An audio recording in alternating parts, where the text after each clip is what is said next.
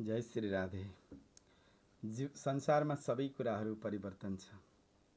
जब ती कुराहरू परिवर्तन हुन्छ नि, तब ठुला ठुला भनाउँदाहरूको पनि सबै हेक्कडी निस्केर जान्छ। कुनै समय आफ्नो पोसाकप्रति संसारमा गर्व गर्ने अङ्ग्रेजहरूको पोसाक आज बेन्ड बाजा बजाउनेले लगाएर घुम्छन्। कुनै समयमा ती महलहरूमा राजा महाराजाहरूको वर्चस्व, रानीहरूको हाँसो गुन्जिन्थ्यो। आज त्यहाँ चमेराको घर भएको छ। जुन तालाब, बावडी, इनारहरू आफूले संसारलाई चिसो बनाइरहेका छौँ भनेर जहाँको जल निर्मल मानिन्थ्यो, आज ती सबै सुकेर पतझर भएका छन्।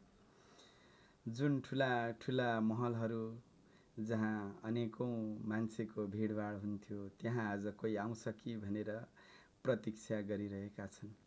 त्यही भएर आज हामीसँग जे छ त्यसैमा खुसी हुनुपर्छ।